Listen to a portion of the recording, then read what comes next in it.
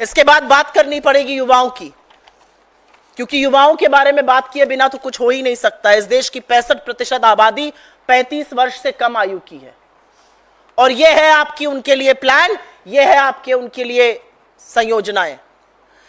इन 100 दिनों में लगातार पेपर लीक हुए हैं, इन 100 दिनों में इम्तिहान कैंसिल हुए हैं, इन 100 दिनों में आपकी विफलताओं का पुलिंदा यह है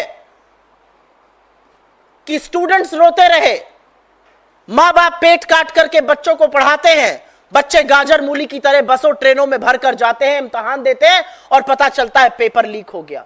नीट की परीक्षा का पेपर लीक हुआ, नीट में धांधली के, धोखाधड़ी के कई मामले सामने आए। आपने नीट पीजी का एग्जाम कैंसिल किया, आपने यूजीसी नेट का पेपर लीक हुआ इसलिए एग्जाम कैंसिल करना पड़ा, जॉइंट सीएसआईआर यूजीसी नेट का इम्तिहान कैंसिल हुआ, एनसीईटी का पेपर लीक हुआ, लगातार पेपर लीक हो रहे हैं। और यह मैं सिर्फ 100 दिनों की बात कर रही हूं, क्योंकि 10 साल के फलसफा में तो सीबीएसई का इम्तिहान भी लीक हो गया। 10 साल का फलसफा तो यह है कि आपके लोग पेपर लीक के घोटाले, उनके स्कैम, उनके स्कैंडल में लिप्त पाए जाते हैं।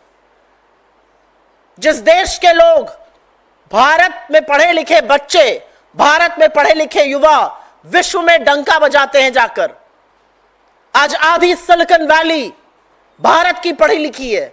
भला हो जवाहरलाल नेहरू का, भला हो कांग्रेस की सरकारों का, जिन्होंने ऐसे स्कूल, ऐसे संस्थान बनाए जहां पर लोग पढ़ लिख कर माइक्रोसॉफ्ट से लेकर आईबीएम से लेकर गूगल तक के हेड हैं। यह प्रणाली थी शिक्षा की हमारे अंतर्गत। आपकी प्रणाली और आपका फलसफा यह है कि नीट जैसा इम्तिहान भी लीक होता है, आपको एक के बाद एक पेपर कैंसिल करने पड़ते हैं। यह आपका रिपोर्ट कार्ड है।